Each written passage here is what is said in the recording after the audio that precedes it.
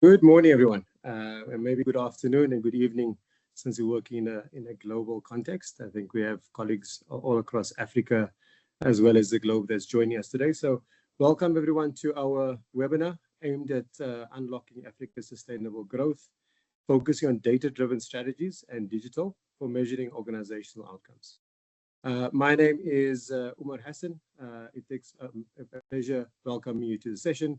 I'm a director and service line leader at S&G Grant Thornton for business consulting. I'm also going to be your host for today. So I look forward to a very interactive session joined by colleagues who I'll introduce fairly shortly. S&G Grant Thornton, for those of you who don't know us, we are a leading audit, tax and advisory firm. So, if I could please ask everybody to please mute. Could you help me muting everyone, please? The joys of technology. So like I said, from an S&G perspective, we support clients across audit, risk, and everything strategy. I mean, we work with clients in co-creating solutions. We're passionate in terms of collaboration and excellence in terms of working with clients. We are also very passionate from a sustainability perspective, supporting clients in navigating complexities in order to mature their sustainability posture and create value.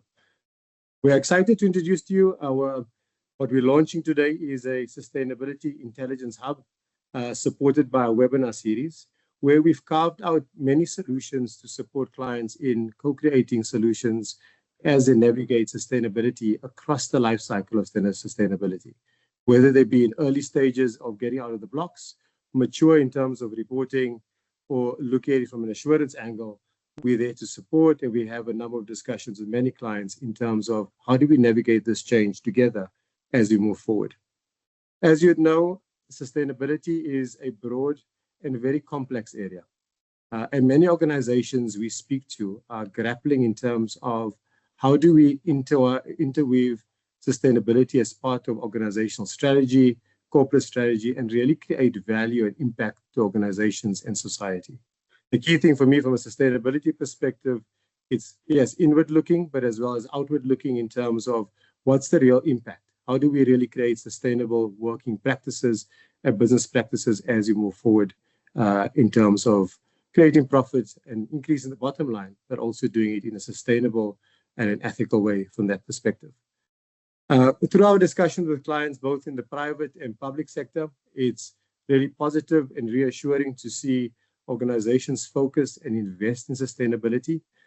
This is going across your mid-market to large organizations where we see really strategic appointments in driving the sustainability agenda. We see organizations really identifying what are the key metrics, initiatives, and KPIs they're tracking from a sustainability perspective. But on the other end of it, we're also seeing a concerning element where organizations at times are not as structured in terms of their sustainability agenda and strategy to enable maturity and impact.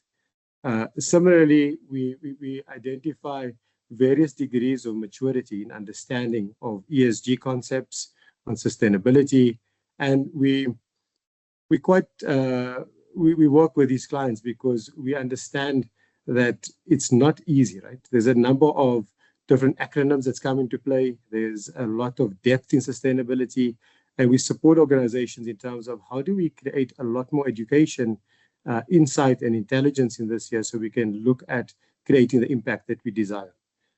We have thus created a webinar series. We're very excited to launch it. And the main purpose is to get thought leaders in industry where we can navigate and tackle a number of topics when it comes to sustainability to support clients in implementing robust, impactful, and value-adding sustainability initiatives, and actually walk this journey together. I think as we see the G20 and the B20 happening currently in South Africa, I don't think that's coincidental, but we need to come together in terms of shaping the narrative. Sustainability, yes, it's for an organization in terms of development, but it's bigger than that in terms of looking at it from an economic perspective, as well as a country and government perspective in terms of how we move forward. And every small, sustainable and strategic move collectively becomes a big lever to move and shift. So this is one of many webinars that we will be hosting in this space from a sustainability perspective.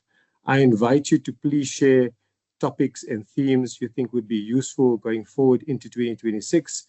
And we're willing to collaborate with many leaders in the industry across various sectors to be able to really shed light on key topics, whether it be in the environmental space or in the social space or governance.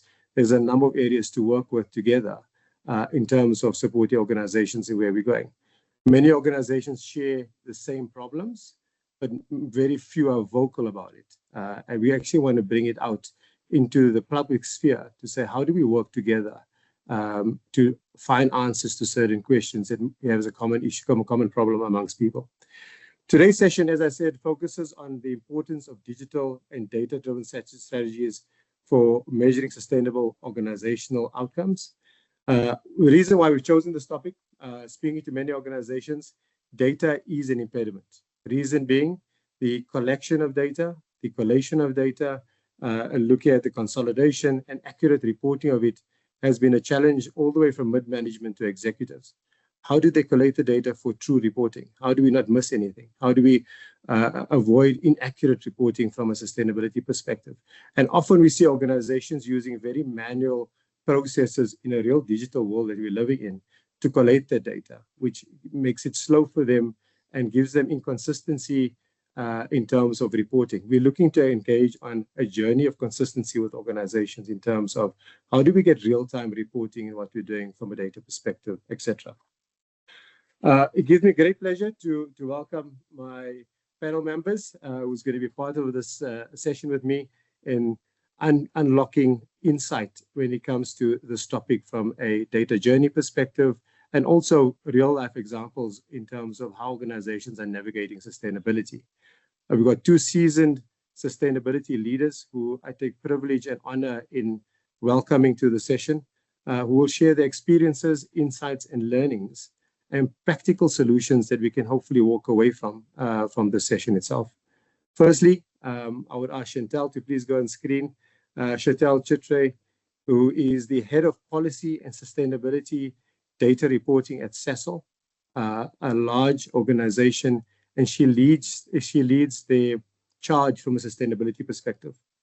Chantal is a seasoned professional specializing in sustainability strategy, reporting, and data analytics, holding a master's in business leadership and a degree in chemical engineering, really giving you the foundation, Chantal, to navigate the complexities of sustainability and actually move forward. We look forward to hearing your story from a Sasol journey perspective. So welcome, and it's an honor having you on board. Thank you. Secondly, we've got Django Dalal, who is the CEO and co-founder of GoViva. GoViva, a digital platform that enables measurable and sustainable outcomes to organizations through ESG best standards. Django is a senior executive and has experience across industries. I've had a number of discussions with Django, and his passion shines out brightly in terms of how do you leverage technology to support positive social and environmental impact through innovation, collaboration, and excellence. Django, it's a pleasure having you on, and we look forward to your insights in the session as well. Thank you. Just in terms of order of proceedings, I think it's quite important that we give you a view in terms of where we're going and what we will be covering in the session. We have three main areas to cover. Firstly, there's an insights report from Grant Thornton, which we're very proud of, and I'll give you a bit more insight into it when I present it. Is take you through the international global sustainability research that was currently conducted in 2025. Chantal will talk to us about the Sasol story and understanding how they've navigated their sustainability journey, where they are on their journey, and what have been some of the challenges and wins that she'll take us through. So we look forward to that. And Django will enlighten us with the magic of GoViva in terms of how would it support organizations in really navigating the challenges from getting sustainable, consistent metrics that you can easily track, manage, and report on using a data-driven digital solution. We would like to keep the session as interactive as possible. I am supported by my wonderful team who's happy to, and myself, to take questions as we move. So please post your questions on the chat box. We wouldn't interrupt the sessions for any questions, but if it's on the chat box, we can easily respond to it. Post your comments, emojis, etc. Like I said, it's a collaborative learning session for us to actually navigate and move forward in this realm. So thank you very much with regards to that. I will start the session now. I will share my screen and talk to you about the international business report that we do from a Grant Thornton perspective, and then we'll pivot into Chantal and Django's session straight from there. I'll share my screen shortly.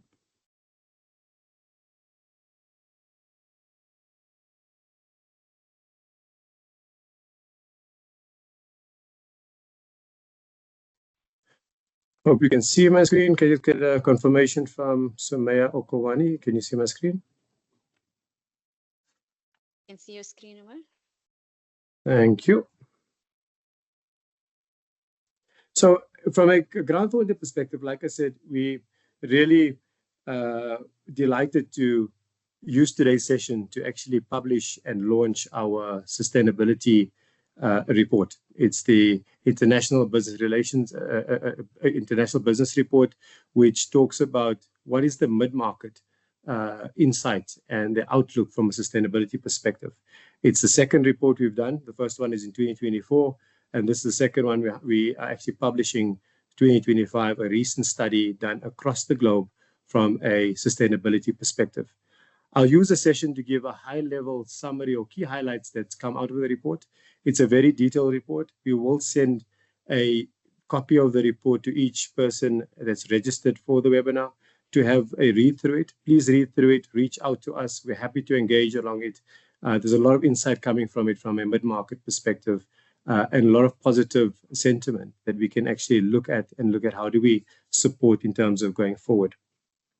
From a IBR perspective, what is IBR? So from a Grant Thornton perspective, we've been running an international business report since 1992. It's mainly to look at the business sentiment across the mid-market. And mid-market, we're looking at organizations of a revenue between 50 to 1 billion in South Africa, employees between 50 to 1,000 employees, etc., across industry, across various markets. We've done this in, like I said, since 1992, looking at sentiment across the outlook from an economic perspective, outlook from a technology perspective, etc. For this one, we focused it mainly on sustainability, that being a thematic imperative across organizations. It is Grant Thornton proprietary research. We run it directly from our global offices. We've interviewed, and it's focused at interviewing C-suite and senior executives to be able to get real insight, to be able to look at what's the market and business sentiment in terms of moving forward in sustainability and other spheres of business as we move along. So we really are delighted to share this with you today. I'll take you through some key highlights, but we'll share the detailed report for you to go through as well. I'll move over to a short video that will give you a bit more insight in terms of what's the 2025 sustainability landscape looking like based on our research and our survey, just to give you a snippet peek preview, and then I'll delve into a few more details based on what we've asked.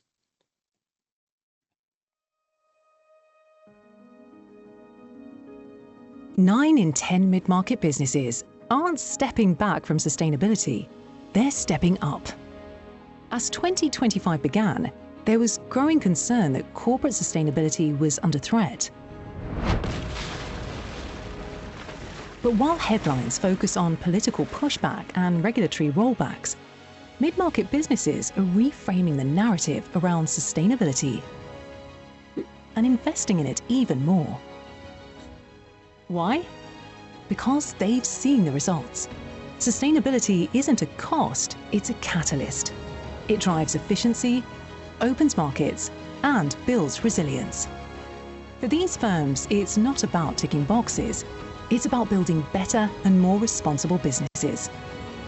From smarter reporting to supply chain transparency, from choosing renewable energy that lasts to championing more diverse insights to build what matters.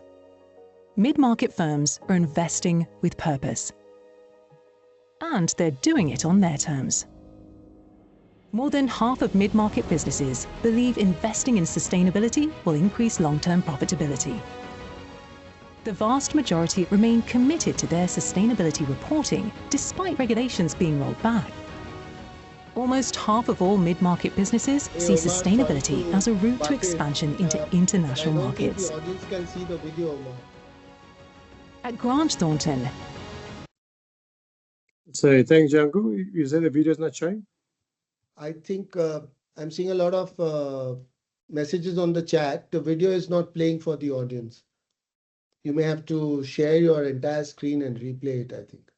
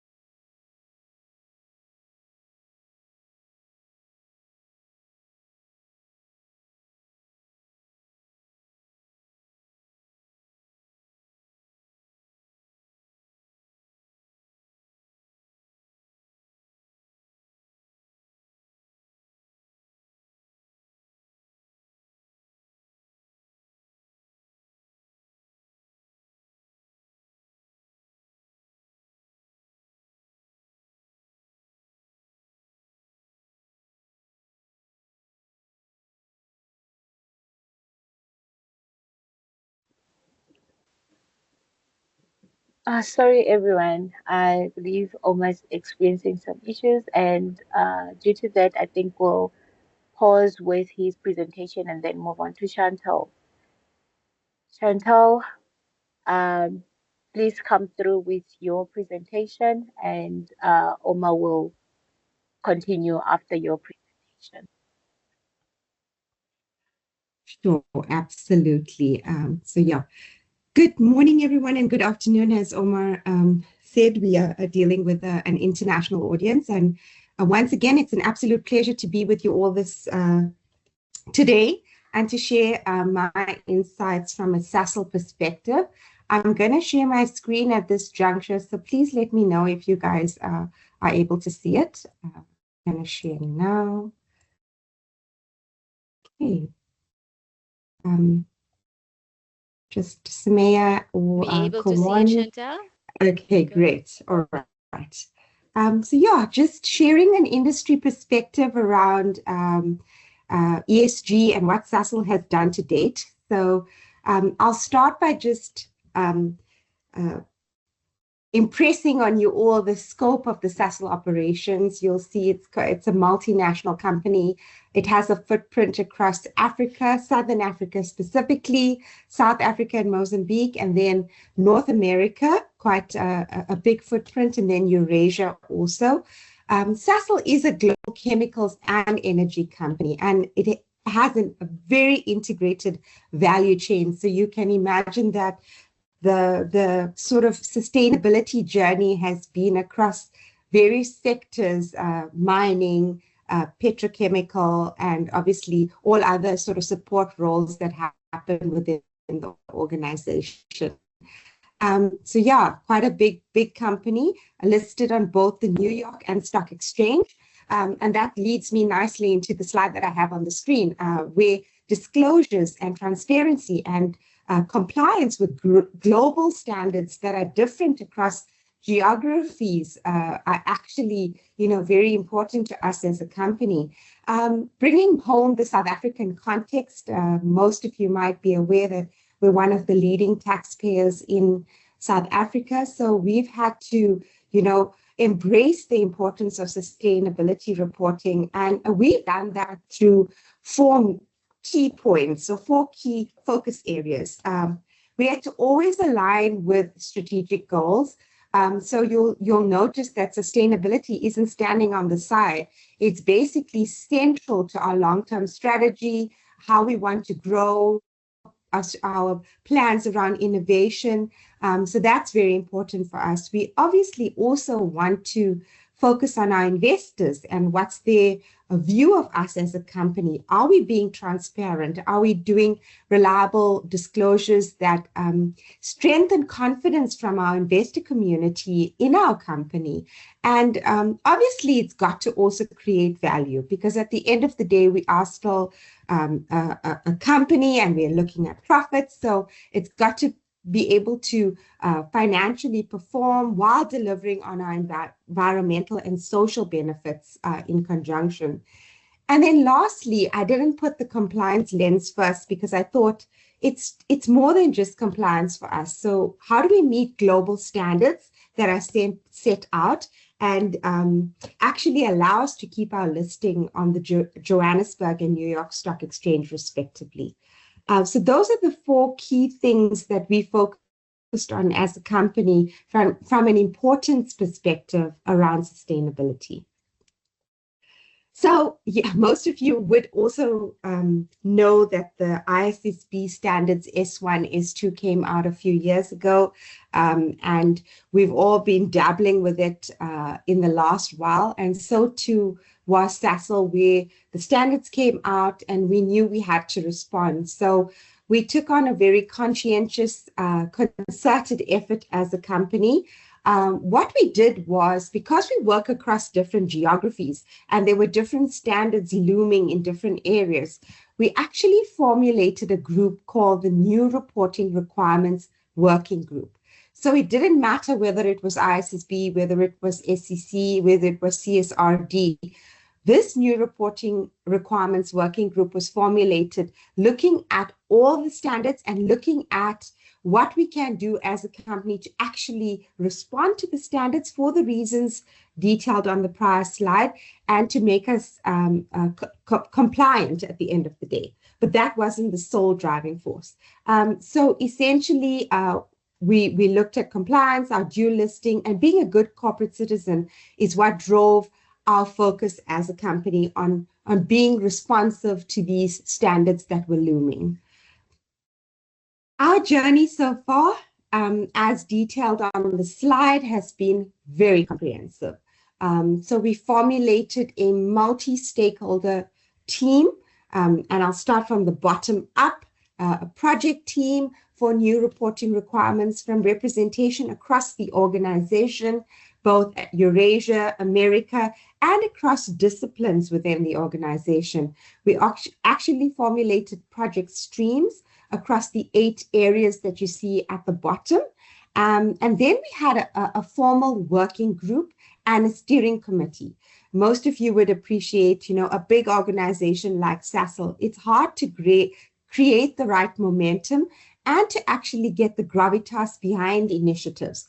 So we needed to set up the right governance structures. So we had the project streams underpinning all the effort and the work. We had the working group supporting, and then obviously through a governance structure, we went up to steering committee level, which was supported as a subcommittee of our actual GEC at Sasol. And then level 2 of this was looking at the different standards. What does ISSB require? What does CSRD require? What does SEC require? And you all would appreciate that it's also a dynamic world with the momentum. We thought that this would come through, didn't actually work out that way. And some of them have gone through a bit of delays. But as a company, we wanted to understand what is the interoperability between these standards and how do we actually ready ourselves when it becomes a requirement. It's also, very important to understand, because you'll notice through ISSB that the lens coming through now is how do you actually look at your sustainability risks and opportunities, and how do they impact your financial statements? And so we've had to look at that holistically at the top. You know, we've got our integrated report and our annual financial statements. And how does understanding the standards actually put us in a place to actually do those two outcomes better every year? So yes, as SASL, through the mechanisms I've detailed in the previous slide, we had to now say, what do we do? So our first step was to conduct a gap analysis. And we did that through a comprehensive evaluation and a very conservative approach and a thorough approach from the SASL teams involved. And this is what we came up with as a company. So we looked at it from the lens of the ISSB standards, because we felt that if we had done that well, we would be able to look at benefits across all the other standards. We looked at it through the lens of governance, strategy, risk management, and metrics and targets. And you'll see on the diagram on the left that we identified gaps in each of these areas. So we looked at having governance gaps, 12 actions around that, 24 actions around strategy, 4 around risk management. And then on metrics and targets, we realized we had a gap of about 78 KPIs. That's because, as I had shared with you guys at the very beginning, SASL is a petrochemical company, and that we have a very integrated value chain. So we work across sectors as a company. So that 78 KPIs was identified as a gap for us to look at. And then I thought today would be beneficial for everybody, especially getting the brief from the S&G team, to share with you guys, you know, what kind of reporting process we go through at SASL. And up on the screen, you will see that we have a 4-step reporting process. We look at the acquisition and the collection of data across the different areas. So with a multinational and the geographic spread, you can appreciate that it's difficult, but we had to look at a robust data collection process. We then look at data analysis. We do that through various steps and processes. And obviously, you know, being dual listed, assurance is very important. So we go through 1st to 5th level of assurance as the company, checks and balances at every step, third-party assurance also being done.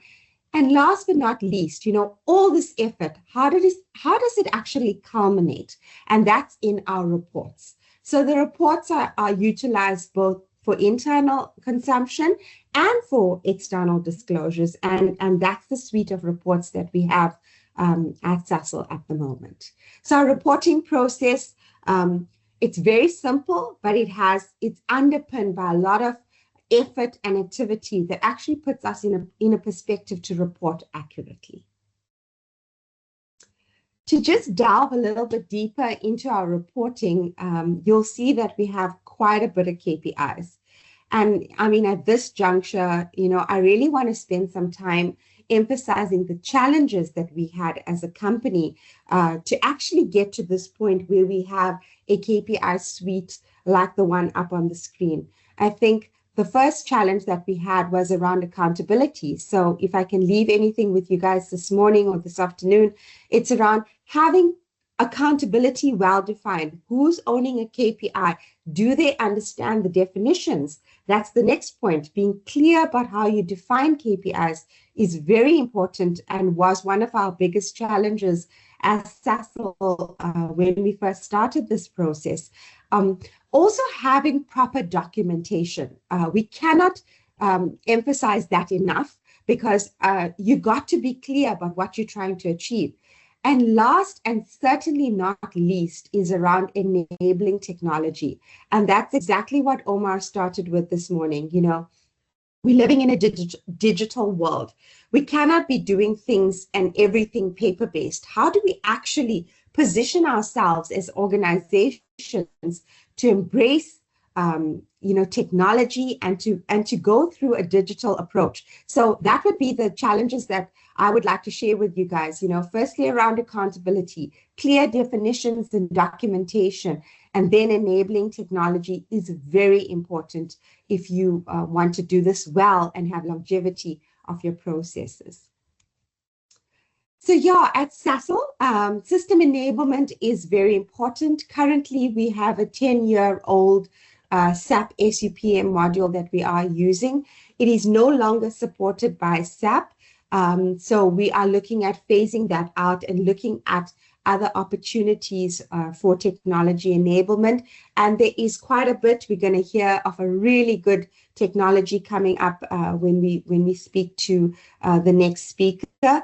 But we also needed to look at technology in the light or in the sense of being sort of compatible with these new requirements that are coming out. So there's all these new standards.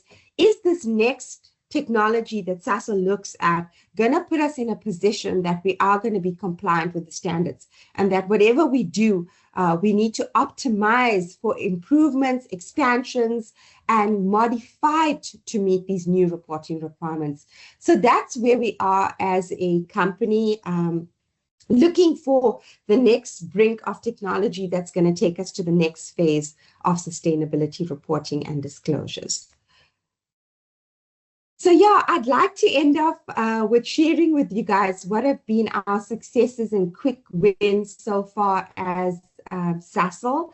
As I shared with you, we took on a very proactive approach. It was a deliberate, multidisciplinary approach, and we've been able to actually relish benefits to date. Some of those benefits included, acknowledging that we need to have a system replacement, a system that will take us to the next wave and to take us into being compliant with all the standards across the geographies.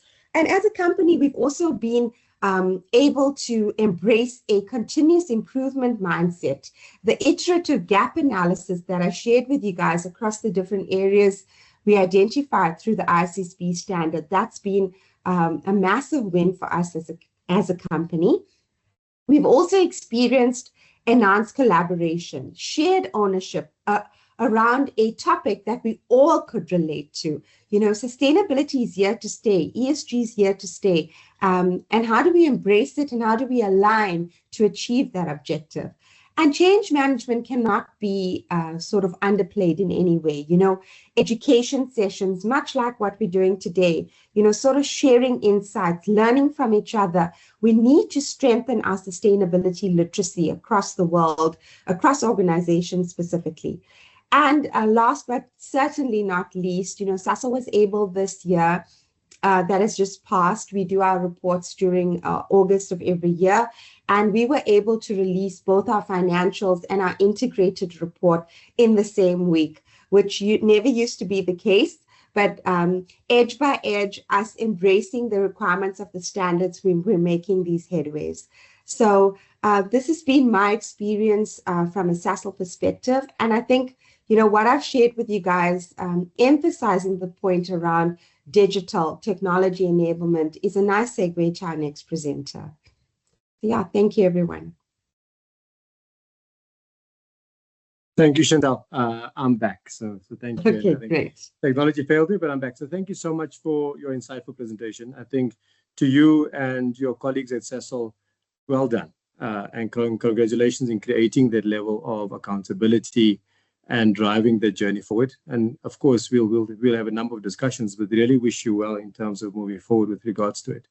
I really loved what you said in terms of increasing sustainability literacy, enabling accountability and driving it from a digital sphere perspective. Often we see organizations just looking to do just quick wins or small wins, which doesn't really have the impact that you can really measure. And I think from a Sasol perspective, it looks of what you've done. You've got a very structured view, and it's ingrained in your strategy in terms of how you're taking this forward in a very serious way. So thank you so much with regards to that there.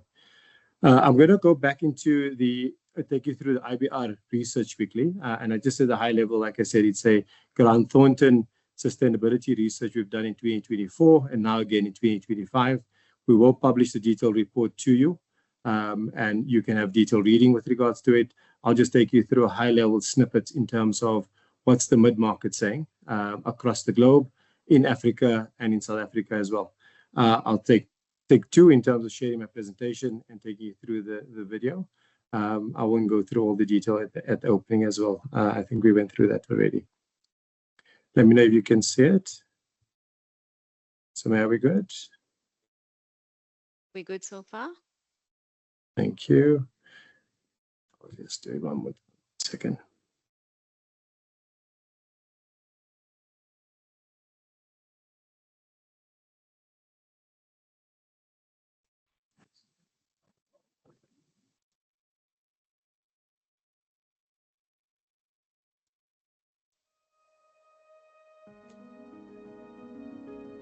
Nine in 10 mid-market businesses aren't stepping back from sustainability, they're stepping up. As 2025 began, there was growing concern that corporate sustainability was under threat. But while headlines focus on political pushback and regulatory rollbacks, mid-market businesses are reframing the narrative around sustainability and investing in it even more. Why? Because they've seen the results. Sustainability isn't a cost, it's a catalyst. It drives efficiency, opens markets, and builds resilience. For these firms, it's not about ticking boxes, it's about building better and more responsible businesses. From smarter reporting to supply chain transparency, from choosing renewable energy that lasts to championing more diverse insights to build what matters. Mid-market firms are investing with purpose. And they're doing it on their terms. More than half of mid-market businesses believe investing in sustainability will increase long-term profitability. The vast majority remain committed to their sustainability reporting despite regulations being rolled back. Almost half of all mid-market businesses see sustainability as a route to expansion into international markets. At Grant Thornton, we've captured this momentum. Our latest International Business Report research reveals how the mid-market is rewriting the sustainability playbook and what's coming next on the path to growth. The future is being shaped by businesses that take action. Discover how the mid-market is setting the pace for a more sustainable global economy. Read our full report today. Perfect. I think that's a real positive outlook in terms of the data that's coming from the mid-market across the globe, etc. I'll take you through 3 or 4 of the high-level questions and hypotheses we framed to these mid-market companies. And like I said, it's aimed at C-suite, senior executives, senior managers. Firstly, we looked at it in terms of what's the main motivator or driver for firms to build sustainability. Interestingly, what came out there was the data explicitly showed that commercial drivers outweighed economic or regulatory pressures. At a global level, market competition and brand reputation were the top 3 drivers that organizations see in terms of their sustainability investment, in terms of why would they increase in their investment in sustainability and how would they take it forward with regards to that. In terms of commercial goals, this is looking at where the organizations believe they will achieve commercial goals by their sustainability agenda. Interestingly, increasing profitability in the long term, as well as increasing revenues in the long term, trumped, and it was the highest category. Over 50% of organizations seen that as an achieving result. Other elements such as reduced cost, etc., also featured on the report. From a South Africa perspective, very similar sentiment. Organizations still looking at it from a commercial lens rather than a regulatory lens, where brand reputation and business purpose actually were the leading agenda items for organizations in terms of their increase in sustainability investment.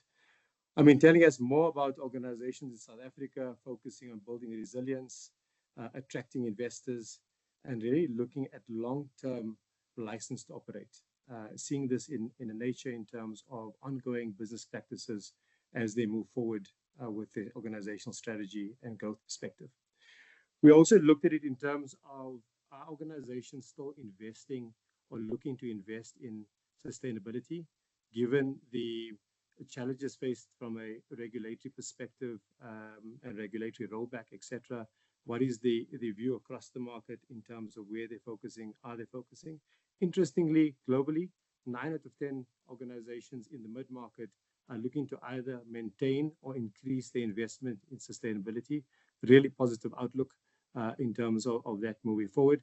In a South Africa context, we're looking at about 76%, again, moving up year on year, organizations focusing on let's move forward with sustainability. And Chantal, based on your point in what you said, ESG and sustainability is not going anywhere. It's the new way of ingraining sustainable business practices in terms of organizational strategy of how we take it forward.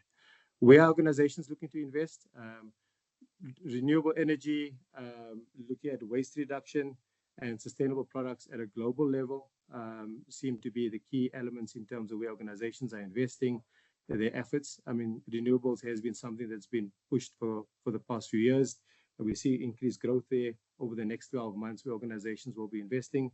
At the South African level, renewable energy is still up there, waste reduction, but interestingly, water security, an area in terms of organization, featuring for organizations to invest further.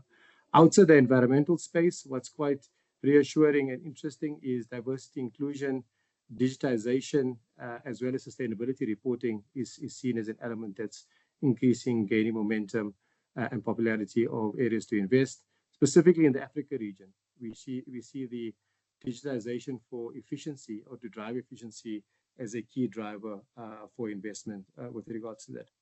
The third element we looked at is, again, based on the regulatory rollback, where are organizations positioned in terms of sustainability reporting? Are they still looking to report on sustainability, or are they holding back with regards to it?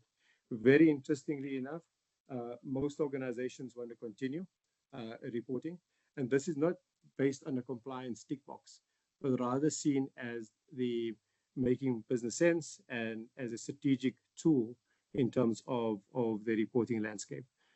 More than 72%, goes closer to 73%, said they will continue reporting because it's a key business imperative in terms of moving forward. While there is a small percentage that's looking at, we'll wait and see. A very minor percentage looking at, we'll stop reporting for now. And it's similar to what we're seeing in the South African context. There's more and more organizations that has a sustainability report that's issued as part of the annual integrated report. And those reports are becoming richer from a data perspective. We asked organizations and C-suite leaders in terms of what are some of the barriers from an investment on sustainability perspective, both globally as well as in a South African context perspective.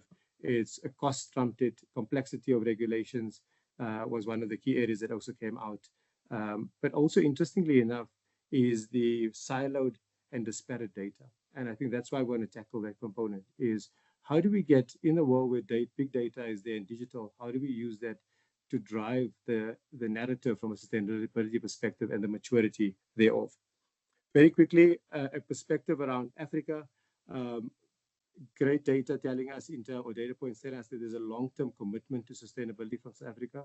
South Africa is holding a very strong position. I mean, Africa is holding a very strong position led by South Africa in the region, where we're seeing higher numbers in terms of investment in sustainability and numbers moving from 66% last year or last quarter to 75% looking to continue investment.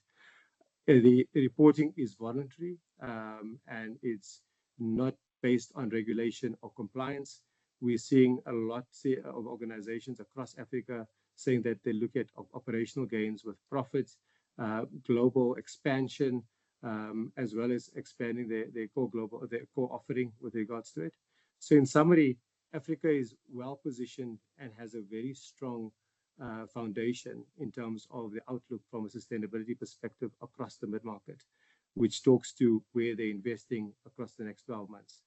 And they're actually writing their own narrative in terms of what does sustainability mean across the continent and how will we define it from an African perspective and an African story perspective with regards to it. So like I said, in summary, this is just a high-level overview or highlights from our research that we've done. There's a lot more in the report. Please have a look at it. We will share it and etc. I will pass on to Django. I hope Django is still on the line to take us through the Goviva tool and take us forward with the demo as well. Thank you very much. Yeah, thank you, Omar, and a very good morning to all our friends. I can see 200 plus people as part of this webinar. It's an absolute pleasure and delight to be presenting to you folks this morning. I hope it's bright and sunny in your part of the world, like it's in mine. Before I start off on Goviva, I would just like to mention a couple of things, which is that we have an extremely strong and strategic relationship with SNG-GT. In your part of the world, we work exclusively with them in terms of the go-to-market. And whatever we've learned over the last 5 or 6 years of our existence at Goviva, we've realized that to serve clients like you folks, which are on this webinar today, we do need a potent combination of expert bespoke advisory services plus a digital platform as well. So with that, what I would like to do is share a couple of slides which will give you some context of what we do at Goviva. And then, as the saying goes, if you have a Ferrari in your garage, might as well drive it around and not talk too much. So I'm soon gonna dive into a live demo of the Goviva platform as well. And this is a platform which I have, along with my team, grown and developed over the last 5 years. I'm extremely comfortable taking any questions during or even towards the end of the presentation.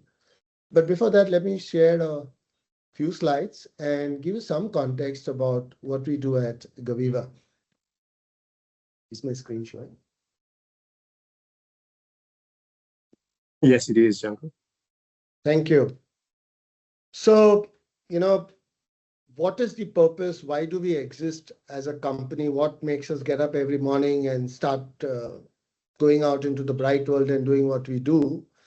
Is the fact that we really believe that every company today has the power to create a lasting impact on people, planet, and of course, profits.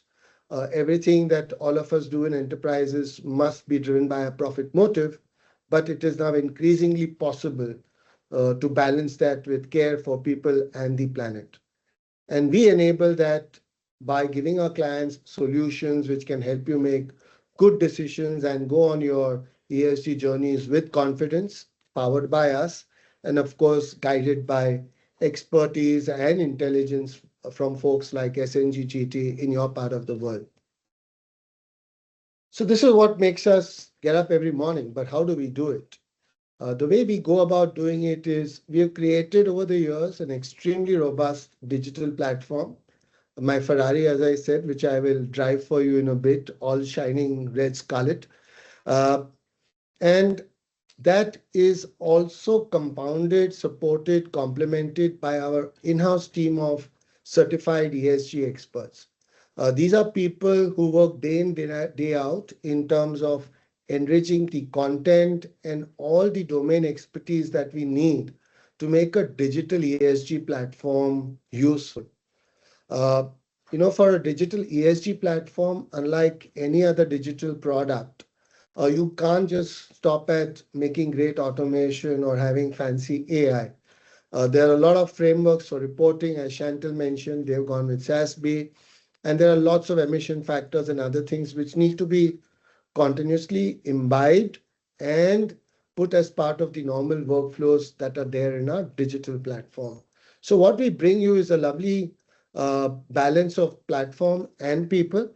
And to take that forward, over the years, you've kind of perfected a process which starts with your data discovery. As Chantal mentioned, whether your company is big or small, you do need stakeholder alignment. And I think all of you folks on this webinar today, if you're on this journey or if you're going to embark on it, that's the number one thing which will always be a big challenge for you. Because remember, when you talk ESG, it actually touches every part of your enterprise and organization. So you're going to need data, information, buy-in, support from all functions, all groups, all locations. And in most often than not, those people already have their regular 9 to 5, 9 to 6, 9 to 7 at time day jobs. So your job, our job, especially our job, is to make your stakeholder alignment and then data capture and execution job very, very easy. And that's what we've been endeavoring to do at Gaviva. So after why and how, let's talk about what we do.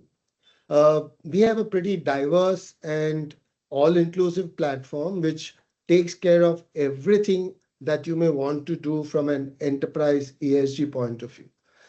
We have these 7 jewels, which you can see on the screen over here. And with our Sherpa approach, we help you bring all of them to life on a continuing basis. One of the things about Gaviva and our partnership with SNG GT, if and when you folks give us an opportunity to engage with you, is we don't sell you a bit of consulting or a piece of software and leave you to our devices. We are there to walk with you every step of the way, and that's how we help become your Sherpas on your sustainability journey. With that, I will now swap my screen to the Gaviva live demo platform. Folks, what you're seeing here is our Gaviva landing page. As I mentioned to you, we have multiple modules over there. I have logged into a standard Chrome browser. Gaviva is available as a software as a solution system. So it's on the cloud, AWS, Google Cloud, Microsoft Azure, whatever your choice, we are very comfortable with that. When a person first comes in, they start seeing all these multiple modules that we have. And as we go along, what you can see is we can enable or go with you on a journey the way you want at your pace. A typical client journey starts with a materiality kind of approach. So let me show you, start with what we call as Gaviva Beacon, which is our materiality module.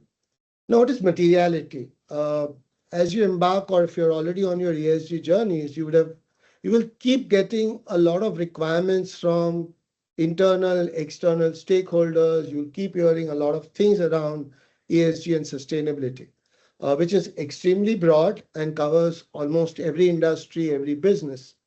So what you need to do as a company is to go about and create your own materiality map, which becomes your driving force as you go forward. What I'm showing you is how we go about it. And then as we create it and we complete it, you will see this on your dashboard as all times as your North Star. The way the materiality practice or solution works is that we have an extremely large library based on SASB, GRI, and even IFRS principles now, which help you for your industry, for your company, for your maturity, help you shortlist those parameters. But once they have been shortlisted, whether you use the GRI double materiality, or I believe Africa is going more and more the IFRS way, the financial impact materiality process, you then need to kind of prioritize those things. And that whole prioritization process can be completely handled through the Gaviva digital platform, along with supporting services from people like SNG. Now, once you've done with your materiality, you know what you're going to focus on. And I'm just running you through the dashboard of Gaviva today, which kind of helps you understand what the outputs the platform can deliver to you. It is a pretty intense platform, as I mentioned, and if I went deep, it would take us a couple of hours, and I've been granted some 25, 30 minutes today. Now, you know your North Star, you've done your materiality. The next thing you may want to know is where do you stand in terms of your peers, your global benchmarks, in terms of your processes and practices on your ESG journey. What the Gaviva Insight module allows you to do is it allows you to then benchmark yourself using, again, a very diverse set of benchmarks and libraries. We've been also working with the Omar, Sumaya, and others from SNG GT, and we've now got a lot of King 5 and the triple BE metrics also into our library. So using all of this, you can see you can generate not only a comprehensive ESG current state baseline, but then drill down into each parameter on where you stand. So for example, let's just take everyone's favorite topic, GHG. So for this demo company, in terms of their journey on processes and practices, they're probably at around 65% as decided by this combination of platform and consulting. And as you can see on the right-hand side of your screen, it not only gives you a score, but it also tells you how that score has come about, what are the parameters which have been used, what standards have been used. And as would be obvious, if you undertake an exercise like this, that also leads you to a gap analysis, the one which Chantal referred to in one of her early slides. You do a baseline assessment, come out with your gap analysis, and then you can go on your journey of improvement and go on the path of creating your own ESG story going forward. So far what I've shown you is two solutions. One is mapping your materiality, figuring out your North Star, then figuring out where you stand in terms of your baseline performance, using a very rich library to benchmark yourself. It's pretty easy to do and also very well enabled by us. I will now take you to a third module of ours, which we call the Gaviva Green Path.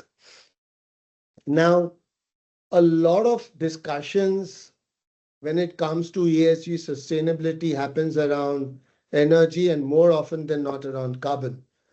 Because all of us who work in this space do realize, and that video, the initial few seconds brought it out very starkly. We are in the midst of extreme climate and weather situations, which does impact business. So carbon is the main villain over there. And what Gaviva does is it helps you track, calculate, manage, monitor, analyze not just your carbon, but even things like your energy consumption, waste, water, and all of those things. Now, let me show you how these beautiful graphs come about. So, for example, when we want to calculate emissions, what happens is, can't see the calculator. Let me just give me a moment, please. The Zoom is behaving a little erratic here. Okay, so to get to a stage where you can analyze and present this data on a regular basis, what we need is to imbibe data from various sources across an organization. We have things called calculators and trackers. Calculators, as their name suggests, take raw data and then calculate emissions, energy, and other things for you. Let me show you an example of how we would do emissions for scope 2 electricity. So for example, as you can see, amongst our calculators, we have a pretty large library. We cover the entire scope of GHG protocol-oriented calculators and emission disclosures that you need to do. Now, let's look at electricity. If you want to add data, we have multiple ways in which Gaviva platform allows you to enter data. Let's start with one of them, which is a very simple on-screen. Assume we are in South Africa here. So I put in South Africa, maybe we're in Johannesburg. So here's Johannesburg. You put in something over here. And then all you need to do is get your units of consumed electricity. Say last month, our consumption was 3,500. Submit it to our platform. It does a quick calculation. And as you can see, this last row on the top, you've fed in 3,500. It's from South Africa. Our system picks up the emission factor automatically. We use a combination of ESCOM, IGS, and even SA grid factors. As we know, these factors keep changing from time to time, and it's our job to keep updating those. Now, this is a very simple on-screen data entry method. Another way in which you can enter data into the platform is through what we call as our task management system. Now, when you go about doing this, what happens is you need, as I mentioned, data from all over, from different folks all over different parts of your organization. So let's say you're dealing with an multi-locational organization, and on a monthly basis, you want someone in your Joburg office to start reporting just on scope to electricity. Now, we don't want to make things complex for them. All we do is give them a bespoke screen. We work with you to create all of this beforehand. And when this gentleman or lady gets an alert, they get a screen like this, they log in. They also get support. What we do is work with our clients, take their previous bills, put them as PDFs, and point to where exactly the data which is required for this calculation is available, that can be fed into the system here. And hey, what? We are back into collating data, which goes back into our green path calculators. So this is around how we calculate emissions, energy on screen through simple task management systems. We have two other ways of imbibing data. One is a lot of you, including what Chantal mentioned, would be working with a lot of Excels historically, and even as you go digital. Now, the Gaviva platform also has a very simple way. Any template, any format of Excel that you have, you can very simply use a cut paste and bring it onto our platform. And the beauty of this is we will adapt to your templates and formats. A lot of digital tools, when you go from Excel to digital, require you to change your way of working or change your way of capturing data. In our case, we'll adapt to what you do. Now let's look at our trackers, for example. Let me show you the CSR, or in South Africa, as it's called, CSI, right? One of the things which people in your part of the world want to track is some of these metrics around employee-led impact, what is the description of that, which SDG it impacts, and what's the amount spent, number of people impacted, etc. All of this can be captured into the Gaviva platform. And then when you do your SED, the social economic development at part of your BBBE, this will also show up for you. Now, we've been using these customers, calculators and trackers with a lot of companies globally. For example, we work with a very large supply chain, logistics, transportation company based out of Europe called EQ. And across the world, they are present in about 120 countries. What we have done is gone and integrated Gaviva directly with their internal software for supply chain logistics management. Anytime a consignment is moved by EQ anywhere in the world, by ship, by road, by rail, whatever mode of transport, it's captured on their system in real time, passed on to Gaviva. What Gaviva does is takes that raw data, calculates the distance, the type of ship, vehicle used, applies relevant emission factor, and in a matter of seconds for every consignment throws back the global carbon footprint for every transport leg that was carried out. Now, what this does for clients like EQ is that it can now approach larger clients like the Amazons of the world or the IKEAs, who are very, very particular about their scope 3 transportation emissions. And EQ now offers a solution to them where, hey, listen, anything I move for you using Gaviva in real time, I can also tell you your carbon footprint. That's about our third module. In the interest of time, I'll keep moving to something called as the Smart Reporter. Right. At this point, I just want to take a moment to really appreciate what Sasol's doing under Chantal's stewardship. One point which really stuck in my head was they are now publishing their financial report and their sustainability report in the same week. Trust me, in my experience of working with clients all over the globe for the last 5 years, what Sasol has achieved is really, really remarkable. Now, what we have over here coming to our smart reporting module, is different reporting formats that we support. You can see we have GRI, we have the ESRS, we have various other formats. What I'll show you today is IFRS, which seems to be gaining in popularity in your part of the world. Now, when you're trying to create a sustainability report or a statutory report as well, there are a lot of challenges in terms of getting data from across different parts of the organization. What our system allows you to do is that you can now go about and I have to click on active report.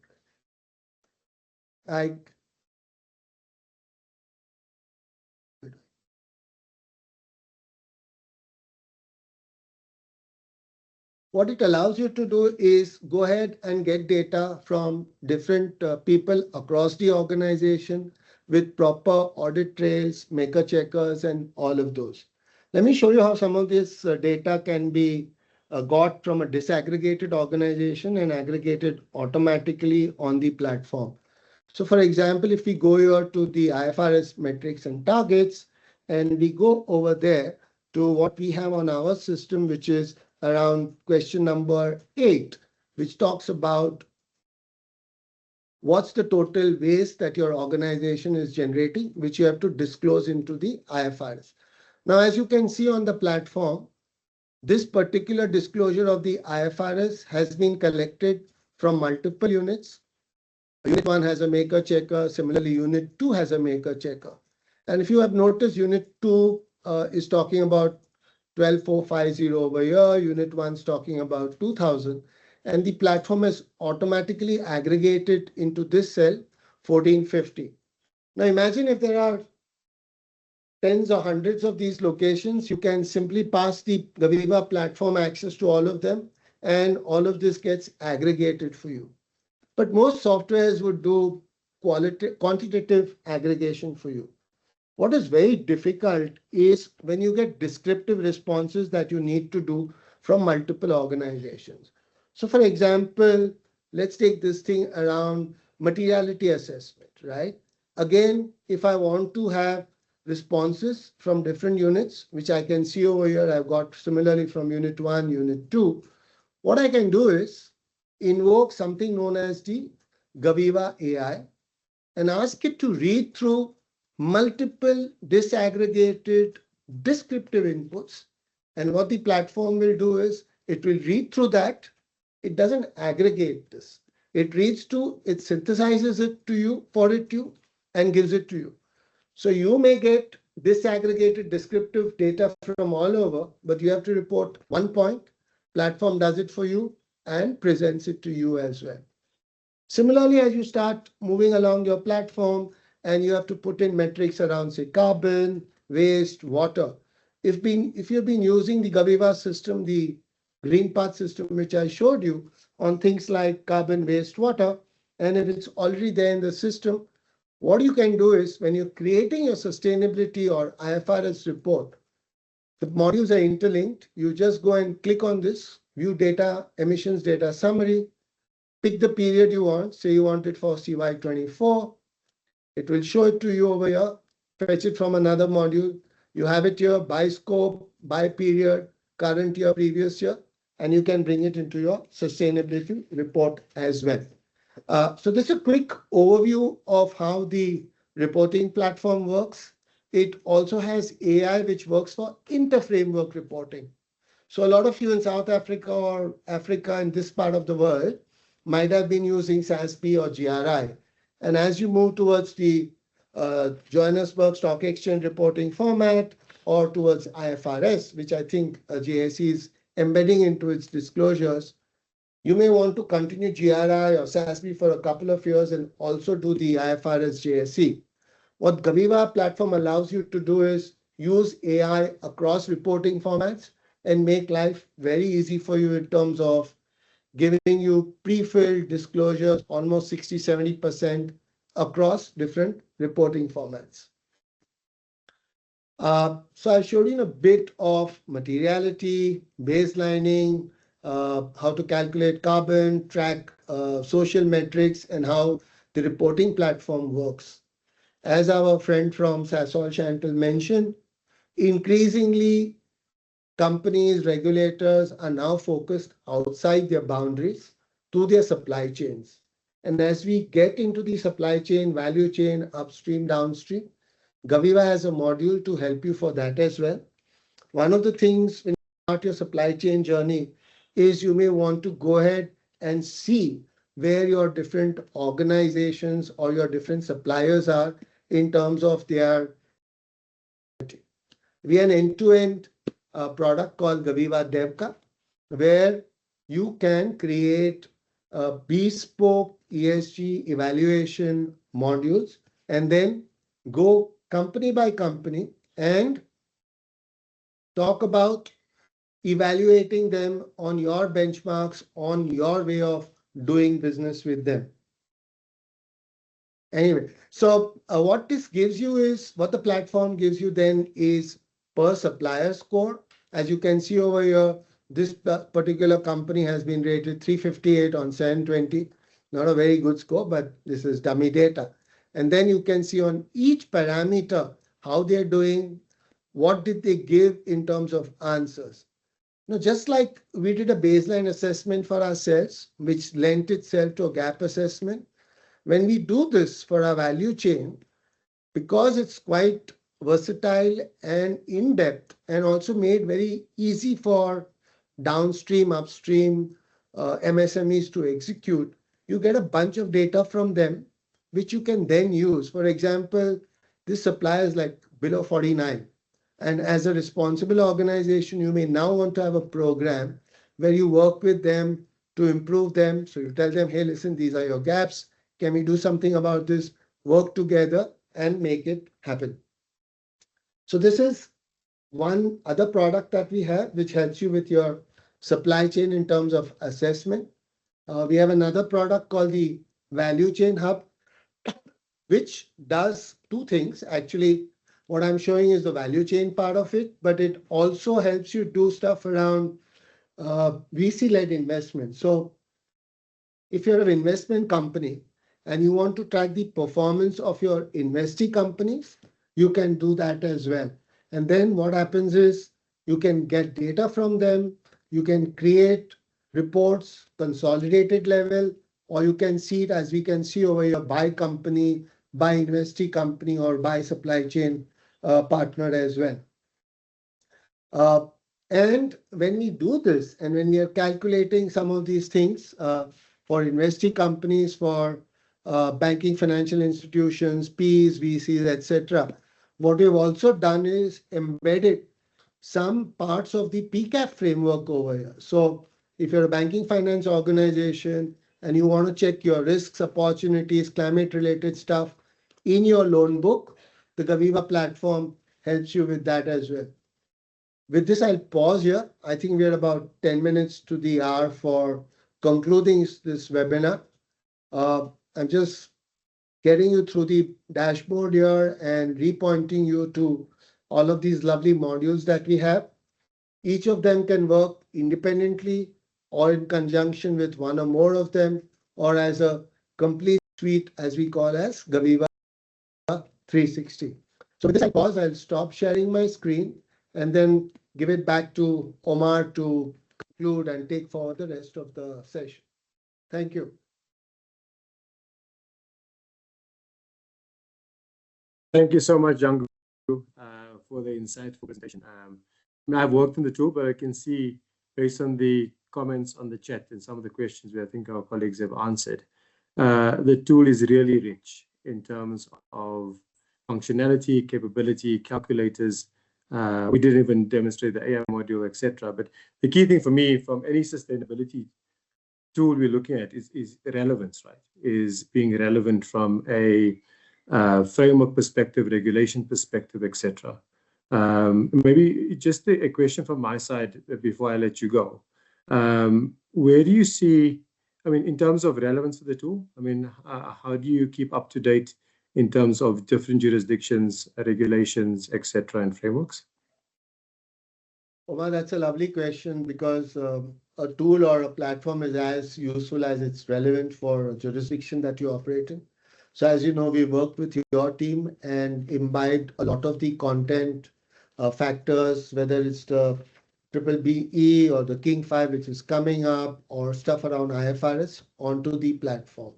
Again, when it comes to things like emission factors, as grids across the world improve, the emission factors do go down, the carbon emission, right? What I was reading, South Africa has a combination of locally generated conventional energy and a lot of imported hydroelectricity. But as you guys make a lot of progress on in-country renewables, your grid emission factors will come down.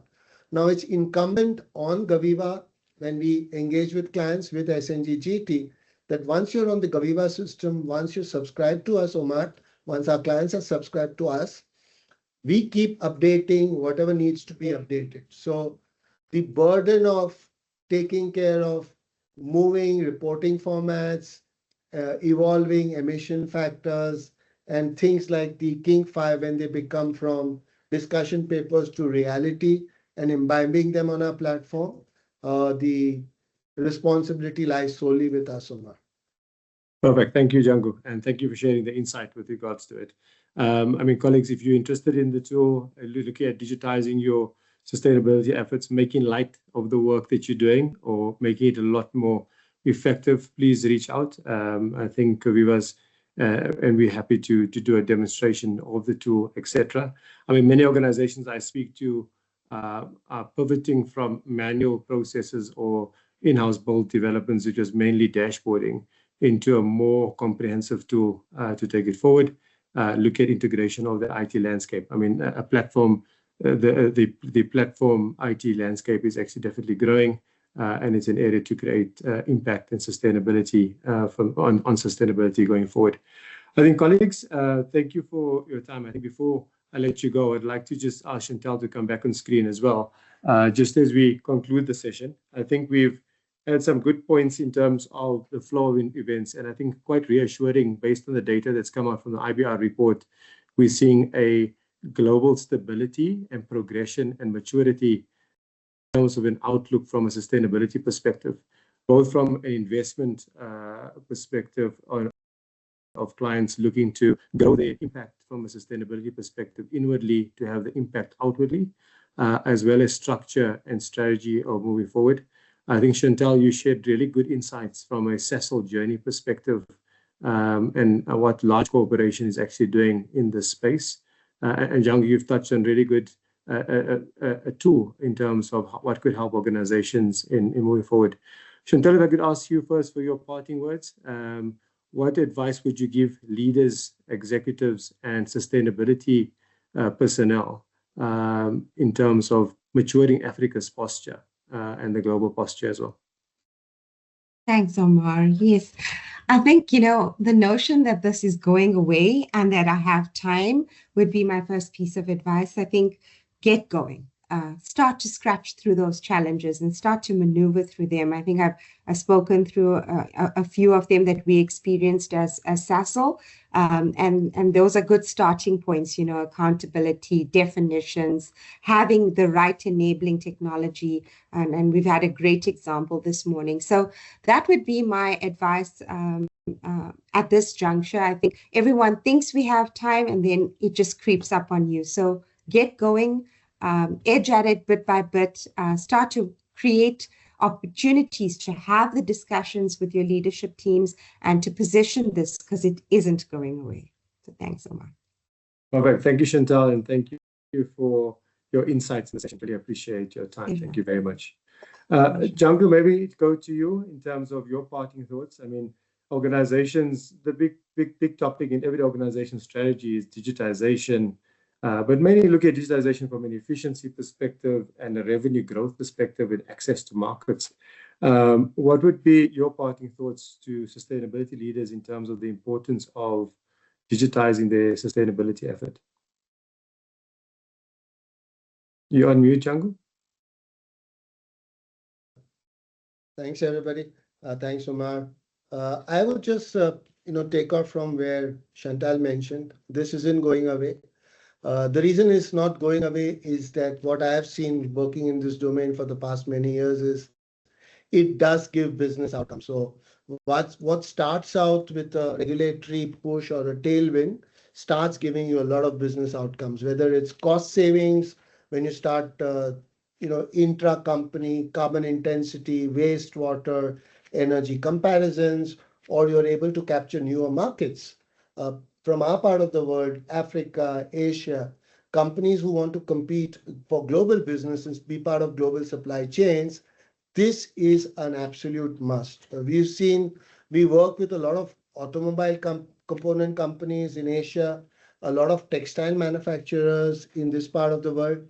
They just wouldn't be able to sell and push what they do unless they uh, kind of follow their ESG pathways and have proper strategies. On the digitalization front, a lot of people start off with simple Excel and emails, but soon realize that in ESG, in an enterprise, there are two main challenges: multiplicity of stakeholders and multiplicity of data silos. Even saying that word is tough. So imagine executing on that, the stakeholders and the data all over the place. You come to a point very quickly where without digitalization and using the wonderful powers of AI that we have today, it's not possible to do data and ESG, which is assurable, auditable, and convert it into outcomes. I would just stop with that, Omar. Thanks. Thank you, Django. Your passion shines through in terms of your sharing of your knowledge. I think Chantal, Django, thank you once again for your time. Colleagues on the call, thank you for lending us an ear. Like I said, this is one of many webinars. We want to create this community of practice where we really delve into insights and thought leadership from a sustainability perspective. We've shared one topic today and one example from a real life example of a corporate in terms of their journey. Once again, I invite you to share your thoughts of what else we could delve into going forward. What's your interest? Where you're struggling? And I invite any senior leader to come and share their thoughts and work with us in terms of really creating this area of intelligence and knowledge through the S&G Sustainability Intelligence Hub. So once again, please reach out. We're happy to engage further on any of these aspects, as well as on the GoViva system. And we're happy to have an open discussion with you, etc. So thank you once again for your time. Thank you to my colleagues. It's been a privilege and honor having you on board with your wealth of experience. And thank you, everybody who's been involved in setting this up. I'd like to close the session. Thank you. Thank you, Omar and team, and thanks, everybody. Thank you, everyone.